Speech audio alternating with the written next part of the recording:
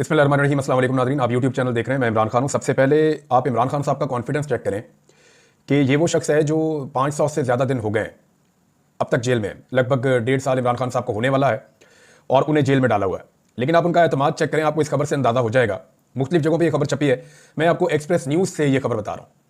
इमरान खान साहब कहते हैं जी कि कौमी असम्बली की पब्लिक अकाउंट कमेटी के चेयरमैन की नामजदगी के मामले पर उन्होंने अपने दिए गए नाम के ऊपर फुल स्टॉप लगाते हुए ओहदे के लिए शेख वकास अकरम का नाम बरकरार रख दिया और कहा है इस हवाले से फैसला मैं करूंगा, कोई हुकूमती ओहदेदार नहीं करेगा।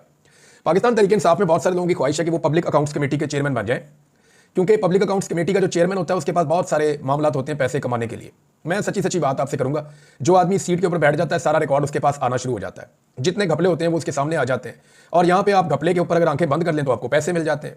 तो तहरीक इंसाफ में बहुत सारे लोग मरे जा रहे हैं और एक दो लोगों ने तो माजी में मेरे सामने ये बात हुई कि एक दो लोग तो इसके लिए बाकायदा लॉबिंग कर रहे थे कि पब्लिक अकाउंट्स कमेटी का चेयरमैन मुझे बनाया जाए। बल्कि हुकूमत के लोगों से कुछ लोगों ने मुलाकातें भी की और उनको ये कहा कि जनाब आप हमें ये बना दें, हम आपका ख्याल रखेंगे, आप हमारा ख्याल रख लें। ये सौदेबाजी वो करने की कोशिश की गई, लेकिन इमरान खान साहब जेल में बैठे भी बाखबर है। लेकिन उनका एतमाद चेक करें, उन्होंने कहा जी चेयरमैन पीएससी कौन होगा फैसला मैं करूंगा, यहां जेल में बैठ के कोई हुकूमती ओहदेदार फैसला नहीं करेगा।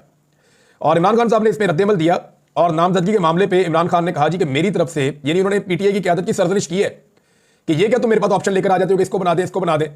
तो हुआ यह है कि हुकूमत चाहती है कि उनकी मर्जी का आदमी आए और पीटीआई के अंदर कई बंदे ये चाहते हैं कि ये अहम तरीन ओहदा उनमें से किसी को मिल जाए ताकि निजाम के ऊपर एक ग्रिप हो जाए, यानी वो जिसको मर्जी खींच सकें, जिससे मर्जी जो मर्जी कर सकें। तो उसमें फिर बहुत सारा जो है वो माल बनता है, ये माल पानी वाला होता है चेयरमैन पीएससी। तो इस पर इमरान खान साहब ने नाम दिया हुआ था शेख वकास अकरम का। अब इमरान खान साहब ने कहा कि शहबाज शरीफ या दीगर हुकूमती ओहदेदार नहीं फैसला करेंगे, मैं करूंगा फैसला कि कौन बनेगा पीएससी का चेयरमैन। मेरी तरफ से चेयरमैन पीएससी के लिए पहला, दूसरा, तीसरा और चौथा नाम भी शेख वकास अकरम ही होगा। यह है जी इमरान खान। इमरान खान ने पीएससी चेयरमैनशिप ना मिलने पर कायमा कमेटियों की चेयरमैनशिप से भी इस्तीफा देने का इंडिया भी दिया है और चेयरमैन पीएससी के लिए तारिक फजल चौधरी की जानिब से दो बार खत लिखा गया था। पीटीआई ने पहले जवाबी खत में शेख वकास अकरम का नाम दिया था, दूसरे खत में मुस्लिम लीग नून के चीफ वहीब की जानिब से 4 नामों का पैनल मांगा गया था कि जनाब आप 4 नाम दे दें। तो इमरान खान ने कहा चारों पे शेख वकास अकरम का नाम लिखकर भेज दो और मेरी ये राय है और मेरा ये फैसला है कि शेख वकास अकरम चेयरमैन पीएससी होगा। ये है जी इमरान खान। कॉन्फिडेंस आप चेक करें जेल में बैठे हुए आदमी का। लोग टूट जाते हैं दूसरे दिन और इमरान खान ने सख्त तरीन जेल बर्दाश्त की है, डट के खड़ा। वैसे हैरत होती है कभी कभी। इमरान खान ने डील की पेशकश मुस्तरद कर दी, ये अब आलमी मीडिया के अंदर छप रहा है, जो एक अरब मीडिया है, अरब न्यूज़ की रिपोर्ट है और उन्होंने अपने जराये से कंफर्म करते हुए यह बताया कि साबिक वज़ीर-ए-आज़म पाकिस्तान और पाकिस्तान तहरीक इंसाफ के बानी चेयरमैन इमरान खान साहब ने नजरबंदी की डील मुस्तरद करते हुए मुल्क में सियासी तब्दीली के मुतालबे पर जोर दिया है। अरब न्यूज़ की रिपोर्ट के मुताबिक अडियाला जेल में कैद इमरान खान ने जेल से निकालकर घर में नजरबंद रखने की डील मुस्तरद कर दी है। ये तो इमरान खान की बीवी ने नहीं माना था, आपको याद नहीं है? बुशरा बीबी को बंद किया था नजरबंद बनी गाला में, एक घर के एक हिस्से के अंदर एक कमरे में बंद कर दिया था उनको। तो उन्होंने हाई कोर्ट से रुजू करके अदालत को कह कहकर वो जेल गई थी कि भाई बंद ही करना तो जेल में बंद करो। इधर तो खातून नहीं मानी, इमरान खान की बीवी नहीं मानी, तो इमरान खान किधर मानेगा? और इमरान खान की वजह से तो बाकी सबको हौसला मिलता है। वैसे बुशरा बीबी ने भी कमाल किया, यानी आप वो सियासत में तो है नहीं, लेकिन अगर एक खातून के तौर पर आप ये देखें तो बाद वक़्त हैरत होती है कि एक ऐसी खातून जिसका सियासत से कोई ताल्लुक नहीं था, उन्होंने अपने शौहर के साथ कितने जबरदस्त तरीके से खड़े होकर दिखाया। हालांकि कोई बहुत लंबी रफाकत भी नहीं है इनकी, चंद साल पहले शादी हुई। बहरहाल इमरान खान साहब ने अरब न्यूज़ की रिपोर्ट के मुताबिक समाजी राब्ते की वेबसाइट पर एक पोस्ट में दावा किया कि हुकूमत के साथ मुज़ाकरात और उनकी जमात को सियासी मौके फराहम करने के लिए इन्हें डील की पेशकश की गई थी, जिसके तहत वो मुझे बनी गाला में रिहाइशगाह में नजरबंद करना चाहते थे। इमरान खान ने डील कबूल करने की बजाय जेल में रहने को तरजीह दिया और इसरार किया कि पीटीआई के तमाम कैदियों को पहले रिहा किया जाए। इमरान खान ने अपने बयान में बैरून मुल्क मुकीम पाकिस्तानियों से मुतालबा किया कि तरसीलात ज़र का बाइकआउट करें और उससे हकीकी आज़ादी और मुल्क में जमहूरियत की बहाली के लिए अहम करार दिया। इमरान खान ने कहा कि तरसीलात ज़र का बाइकआउट इस वक्त तक किया जाए जब तक हुकूमत इनके मुतालबात पूरे करने के लिए मानी खेज इकदाम नहीं करती। लेकिन इस दफ़ा जो हुकूमत के पास एक्स्ट्रा पैसा आया, जिसकी बुनियाद के ऊपर कुछ हमारे ज़र मुबादला के ज़खायर में इजाफा हुआ है, वो एक्स्ट्रा पैसा ओवरसीज़ पाकिस्तानियों की जानिब से भेजी गई रेमिटेंसेज हैं। क्योंकि पाकिस्तान के अंदर जो है वो एकदम ज़मीनों की कीमत नीचे गई है। जब हालात बुरे होते हैं तो ज़मीनों की कीमतें नीचे जाती हैं। जब अमेरिका में 9/11 हुआ था तो बहुत पैसा निकल कर पाकिस्तान आया था। तो इसी तरह जब पाकिस्तान के अंदर ज़मीनों की कीमतें और चीज़ों की कीमतें नीचे गई हैं, बहुत सारे लोग अपनी बेचारे फैक्ट्रियां बेच रहे हैं, अपनी जायदादें बेच रहे हैं, मुल्क से जाना चाहते हैं। वहीं जिन ओवरसीज़ पाकिस्तानियों के पास एक्स्ट्रा पैसा है, उन्होंने पैसा पाकिस्तान भेजकर यहाँ पे वो चीज़ें खरीदी हैं, क्योंकि पाकिस्तान के हालात हमेशा तो बुरे रहने नहीं है। तो इस वजह से कुछ ओवरसीज़ पाकिस्तानियों की जो एक्स्ट्रा अमाउंट पाकिस्तान इस साल आई, उसका बड़ा फायदा हुआ। लेकिन इमरान खान साहब ने अब चला दी मुहिम और ओवरसीज़ पाकिस्तानी इमरान खान की बात मानते हैं। अगर 10% से 15% का भी फर्क पड़ा ना, तो ये हुकूमत को दोबारा IMF के सामने जाकर घुटने टेकने पड़ जाएंगे। वो तो वैसे भी टेकने पड़ेंगे, क्योंकि ये ऑलरेडी डेफिसिट में जा रहे हैं, यानी जो इन्होंने अपने टारगेट पूरे करने थे, हुकूमत अपने टारगेट पूरे करने में नाकाम है। और अब रेमिटेंसेस जिसकी बुनियाद के ऊपर ये हुकूमत कहीं पे खड़ी थी, वो भी मुतासिर होने के खदशात बहुत ज्यादा बढ़ गए हैं। इमरान खान ने 9 मई से जुड़े वाकयात पर पीटीआई के कारकुनों के फौजी अदालतों में ट्रायल पर तनकीद की और इससे शफाफियत और शहरी हकूक के खिलाफ वर्जी करार देते हुए उसकी इमरान खान साहब ने मजम्मत भी की। उन्होंने कहा खुली अदालत में ट्रायल किए जाएं और यह आईने पाकिस्तान का तकाजा भी है। अब आ जाए नाज़रीन, जो रद्द-ए-अमल एक आया ना DGISPR की प्रेस कॉन्फ्रेंस के बाद और जो एक रियासती पॉलिसी चल रही है उसके खिलाफ पाकिस्तान तहरीक इंसाफ का, ये बहुत इंपॉर्टेंट है। एक तो देखें, ये पाकिस्तान के अंदर सेट पैटर्न है कि आप किसी बड़े इदारे के ऊपर चाहे वो गलत बात करें या ठीक बात करें, फैक्चुअली ठीक हो या फैक्चुअली गलत हो, आप तनकीद नहीं कर सकते। आप तनकीद करेंगे तो वो मुकद्दस का है, आपको निशान इबरत बना दिया जाएगा। फर्ज करें कोई बड़ा आदमी है, आप बहुत बड़े आदमी की बात कर लें, पाकिस्तान के आर्मी चीफ की बात कर लें, किसी और बड़े ओहदेदार की बात कर लें, DGISPR की प्रेस कॉन्फ्रेंस की बात कर लें। सियासतदान तो बेचारे छानबुरा होते हैं, वो तो आते जाते रहते हैं, वो तो बूट पॉलिश की बात है, कभी इसके हाथ में कभी इसके हाथ में। तो यहां पे अगर वो कोई ऐसी बात कर दें जो फैक्चुअल नहीं है और आप उसकी निशानदेही करें पाकिस्तान में, तो आपके लिए बड़ी प्रॉब्लम हो जाती है। तो यहां अब बहुत सख्त रद्द-ए-अमल आया कल से लेकर अब तक, क्योंकि फैक्चुअली जो है वो DGISPR की प्रेस कॉन्फ्रेंस में बहुत सारी गलतियां थी। वहां पे ऐसे फैक्ट्स थे जो मौजूद थे ग्राउंड के ऊपर, लेकिन उन्हें लगा कि शायद मैं ये कह दूंगा तो कोई चैलेंज नहीं करेगा। लेकिन नौजवानों ने कल से लेकर अब तक पूरी प्रेस कॉन्फ्रेंस का जो है वो पोस्टमार्टम किया। वो कैसे किया मैंने आपको बताया भी है। अब शेख वकास अकरम साहब ने उसके ऊपर एक वजह बताई है। ये जनाब सेक्रेटरी इत्तलात है पाकिस्तान तहरीक इंसाफ के। तो शेख साहब कहते हैं, जब इतने बड़े इदारे और इतने ऐसे इदारे के तर्जुमान जिससे कौम ने हमेशा मोहब्बत की है, उनके मुंह से लोग अपने कायद के खिलाफ प्रेस कॉन्फ्रेंस में गुफ्तगू सुनते हैं, तो फिर कौम के बच्चे नौजवान सोशल मीडिया पर अपना रद्द-ए-अमल देते हैं। ये नेचुरल है, लोग अपनी अपनी तबीयत के मुताबिक रिएक्ट करते हैं। आप इस पर फिर इसलिए बुरा ना मनाएं, क्योंकि अगर तर्जुमान जिम्मेदारी का मुजाहरा नहीं कर रहा तो इन नौजवानों से क्या तवक्को रखते हैं? कौन पुरअमन शहरी है, इंतशारी या दहशतगर्द है, इसका फैसला अदालतों को करना है। आप इमरान खान के करोड़ों वोटर्स को बगैर किसी जुर्म साबित किए हुए और अदालती कार्रवाई के बगैर, यानी इन अलकाबात से आप उनको ना नवाजें। ये शेख वकास अकरम साहब ने बात की है, जायज बात है। जब एक इदारा कहता है हमारा सियासत से ताल्लुक ही नहीं है, तो सियासत पे फिर उन्हें कमेंट्री भी नहीं करनी चाहिए और एक पॉलिटिकल पार्टी के बारे में अपनी ऐसी राय पेश नहीं करनी चाहिए जो कुछ और पॉलिटिकल पार्टीज ऑलरेडी बना चुकी है। पाकिस्तान तहरीक इंसाफ ने एक बड़ा इंपॉर्टेंट मुतालबा किया है। ये मुतालबा मैं यहां पे आपके सामने रख देता हूं, ये इंपॉर्टेंट है, लेकिन 2-3 बड़ी अहम खबरें हैं जो मैं आपको भी वीलॉग के अगले हिस्से में देने वाला हूं। एक तो अमेरिकन एम्बेसी से कुछ लीक्स होने के खतरात हैं और ये बहुत सारे लोग कह रहे हैं, और कुछ ऑडिट मामला होने हैं जिनमें बहुत सारे लोग फंस जाएंगे।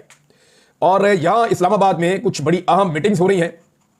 उन मीटिंग्स के नतीजे में कुछ चीजों पर डिस्कशन हो रही है कि अमेरिका को अब आने वाली एडमिनिस्ट्रेशन को क्या हम दे सकते हैं जिससे वो हमारे साथ खड़े हो जाए। तो मैक्सिमम के ऊपर डिस्कशन हुई है। यहां मेरे एक सोर्स ने मुझे कुछ चीजें बताई, मैं वो आपके साथ शेयर करता हूं। मुझे ये तो कंफर्म हो गया कि डिस्कशन हो रही है। किन चीजों पे हो रही है उस पर हम बात कर लेते हैं। तो नंबर एक ये है कि पाकिस्तान तहरीक इंसाफ ने रियासत की पॉलिसियों का असर-ए-नौ जायजा लेने का मुतालबा किया कि दोबारा देख लें आपकी ये क्या पॉलिसियां रियासत की। इख्तिलाफ राय को रियासत मुखालिफ करार देने का रुझान उन्होंने कहा गलत है।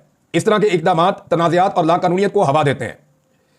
और उन्होंने कहा कि पाक फौज के तर्जुमान की जो प्रेस कॉन्फ्रेंस है उस पर रद्द-ए-अमल देते हुए पार्टी की आदत ने उसे रवायती और गैर तब्दील शुदा मौक़िफ़ करार देते हुए इज़हार राय की आज़ादी और आईनी इंसाफ की जरूरत पर जोर दिया। पीटीआई के मरकजी सेक्रेटरी इत्तलात शेख वकास अकरम ने एक तफसीली प्रेस रिलीज में अदालती मामलात में फौजी अदालतों के इस्तेमाल को तनकीद का निशाना बनाते हुए आईनी निज़ाम पर मुज़िर असरात के बारे में खबरदार किया। उन्होंने इस बात पर जोर दिया कि इंसाफ को शफाफ और आज़ादाना तौर पर चलाया जाना चाहिए, जो पहले तयशुदा तसव्वुरात या बैरूनी दबाव से आज़ाद होना चाहिए, जबकि दुनिया फौजी अदालतों के फैसलों के बजाय आज़ाद आईनी अदालतों के फैसलों को तस्लीम करती है। उन्होंने कहा कि सड़कों की बंदिश आप कर देते हैं, पुरअमन मुजाहिरीन की आप गिरफ्तारियां करते हैं, जमहूरी हुकूक पर हमला किया जाता है, इसकी मजम्मत करते हैं। पुरअमन एहतजाज हर सियासी जमात का हक है। ऐसे में आर्टिकल 245 के तहत सड़कें क्यों बंद हैं और निहत्थे वर्कर्स को गिरफ्तार क्यों किया जा रहा है? यह मसला प्रेस कॉन्फ्रेंस या बयानबाजी से हल नहीं हो सकता। सीसीटीवी फुटेज समेत काबिल एतमाद शवाहिद की बुनियाद पर आला सतह की आजादाना अदालती तहकीकात का मुतालबा करते हुए उन्होंने कहा कि डराना और धमकियां देना इस मसले का हल नहीं है। प्रेस रिलीज में मुल्क में मौजूद अफरा तफरी का जिम्मेदार नाकिस रियासती पॉलिसियों और बयानिए को करार दिया गया। पाकिस्तान तहरीक इंसाफ कह रही है पॉलिसी बदलो रियासत को। एक पॉलिटिकल पार्टी को दीवार से लगाने के चक्कर में पूरे पाकिस्तान को अपने खिलाफ कर देना, यह कोई दानिशमंदी नहीं है और इससे यह मामला खत्म नहीं होगा। इंसाफ के तकाजे पूरे किए जाएं तो चीजें खुल सकती हैं। अब जैसा कि देखिए, जुडिशियल कमीशन अगर बन गया तो वो साबित कर देगा ना कि पाकिस्तान तहरीक इंसाफ के लोगों ने गोलियां चलाई या सिक्योरिटी फोर्सेज ने गोलियां चलाई। जुडिशियल कमीशन बना दे, उनका क्लेम है पीटीआई का कि गोलियां सिक्योरिटी फोर्सेज ने चलाई। DGISPR का क्लेम है कि नहीं, गोलियां पीटीआई ने चलाई। तो इसके ऊपर एक जुडिशियल इंक्वायरी करवा दें। जुडिशियल इंक्वायरी में सबके इंटरव्यूज हो जाएंगे, फुटेज भी देख ली जाएगी, सीसीटीवी फुटेज मांग ली जाएगी, तमाम रिकॉर्ड तलब करके वो जुडिशियल कमीशन आपको बता देगा किसने क्या किया है। तो जो विक्टिम होता है वो तो चाहता है कि इंसाफ हो। तो पाकिस्तान तहरीक इंसाफ जुडिशियल कमीशन मांग रही है, जबकि हुकूमत और इदारे जो है वो जुडिशियल कमीशन से भाग रहे हैं, वो देने के लिए तैयार नहीं है। तो यहां ये चीज है। और दूसरा एक और चीज भी खबर आई है, वो ये है कि पाकिस्तान तहरीक इंसाफ ने एक बड़ा फैसला किया है और वो फौजी अदालतों के मामले को पेशावर हाई कोर्ट में चैलेंज करने जा रहे हैं। यानी फौजी अदालतें एक और अदालत के अंदर चैलेंज होने जा रही हैं, यानी उनके जो फैसले हैं वो चैलेंज हो जाएंगे वहां पे। लेकिन कम से कम फैसले तो मिले ना। फैसले तो है ही नहीं। अभी तक शफाफियत का तकाजा यह होता है कि जब आपका ट्रायल चलता है किसी कोर्ट के अंदर तो आपको पूरा मौका मिलता है, आपके वकील वहां पे आते हैं। जो वकील वहां पे गए उनमें से एक दो से मेरी बात हुई है, मैं उनके नाम नहीं लूंगा, उनके लिए प्रॉब्लम हो जाएगी। उन वकला ने कहा कि जी हमें बाकायदा मना किया गया था कि तुमने बाहर निकल के कोई बात नहीं करनी वरना खुद जिम्मेदार हो गए। वो कहते हैं हम बाहर निकल के बता ही नहीं सकते कि अंदर क्या चल रहा है और अंदर किस तरह की प्रोसीडिंग हो रही है मिलिट्री कोर्ट के अंदर, और वो कहते हैं कोई इंसाफ के तकाजे पूरे नहीं हो रहे। अब जनाब अदालतों ने फैसला सुना के 105 बंदे थे, 105 के 105 ही गिल्टी कर दी, सबको सजा मिल गई 2 साल से लेके और 10 साल तक। अब ये सजाएं हो गई हैं तो फैसले किधर है? अब वो तमाम लोग फैसले मांग रहे, लाओ जी फैसला दो। जब फैसला आता है ना तो उसमें लिखा जाता है कि डिफेंस ने ये कहा, प्रोसिक्यूशन ने ये कहा, यानी सरकारी वकील ये कह रहा था, जज ने इस बुनियाद पे फैसला दिया, ये वाले शवाहिद सामने आए। वो पूरा कई सफों का फैसला लिखना पड़ता है। वो फैसले किधर है? वो फैसले अभी तक सामने नहीं आए। मुझे ऐसा लगता है कि वो फैसले बड़े अजीबोगरीब होंगे, क्योंकि देखिए जो अदालतें होती है ना उनका पूरा एक तरीकाकार होता है चीजों को सुनने का, करने का। अब ये जो वहां पे जजेस हैं वो जूनियर ऑफिसर्स हैं, और सीनियर ऑफिसर्स की राय क्या है वो आपने डीजीएसपीआर की प्रेस कॉन्फ्रेंस में देख ली। तो वो जूनियर ऑफिसर्स अपने सीनियर्स के खिलाफ कैसे जा सकते हैं? वो फैसले ऑब्वियस थे, सबको आइडिया था क्या फैसले आने। अब वो फैसले हैं किधर? अभी तक किसी को नहीं मिला। वो फैसले मिल जाए तो फिर इंसाफ के तकादे पूरे होना शुरू हो जाएंगे, फिर ये अपील में भी जा सकते हैं। डायरेक्ट हाई कोर्ट के अंदर पाकिस्तान तरीके इंसाफ चैलेंज करने जा रही है, देखते हैं वहां क्या होता है। और खैबर पख्तूनख्वा हुकूमत अगर पेशावर हाई कोर्ट में चैलेंज करने जा रही है तो ये सारे फैसले कलदम भी हो सकते हैं और ये किसी एक बड़े गेम का हिस्सा भी हो सकता है। अभी मैं इस पर कुछ नहीं कहना चाहता, लेकिन 2 और चीजें हैं जो होने जा रही है। नंबर 1, कुछ हुकूमती सहाफी जो हैं उनको मुसीबत पड़ी हुई है, कुछ हुकूमती लोग जो हैं उनको खलबली मची हुई है, और कुछ रजीम चेंज ऑपरेशन के जो सहूलतकार हैं उनके लिए बड़ी मुसीबत बनी हुई है, क्योंकि अमेरिका से दबाव लगातार बढ़ता जा रहा है। और अमेरिकन का पाकिस्तान के बारे में जो बढ़ता हुआ नॉलेज है वो बहुत हैरानकुन है। यानी यहां पे कोई उर्दू में पंजाबी में ट्वीट करता है, कोई शेर लिख के डालता है, उनको वहां तर्जुमा पता चल जाता है। ऐसा लगता है कि उन्होंने इसके ऊपर बंदे डिप्यूट कर दिए कि एक एक चीज पर नजर रखो, या तो फिर जो इस वक्त अमेरिकन एम्बेसी है इस्लामाबाद में उसके अंदर बैठे हुए लोग बाकायदा जो ट्रंप की आने वाली इंतजामिया है उनसे अपने ताल्लुकात बेहतर करने की खातिर उनको रिपोर्ट करना शुरू हो गए, और हर चीज बाकायदा ट्रांसलेट होकर उन्हें रिपोर्ट हो रही है, उस पर वो खुलकर रिस्पॉन्ड भी कर देते हैं। अब एक खदशे का इजहार किया जा रहा है, और ये वो लोग कर रहे हैं जो एम्बेसीज के बड़े हल्का करीबी हल्के में रहते हैं। यानी इस्लामाबाद में ऐसे हमारे कुछ सहाफी हैं जो ज्यादातर डिप्लोमेटिक इनक्लेव के अंदर कभी इस एम्बेसडर को मिल लिया, कभी इसको मिल लिया, तो उन्होंने अपने एक ताल्लुकात अच्छे खासे बनाए हुए हैं। तो उनसे जुड़े कुछ लोगों ने ये खबरें दी हैं, और खबर ये दे रहे हैं कि जो अमेरिकी एम्बेसी है वहां से कुछ चीजें लीक हो सकती हैं।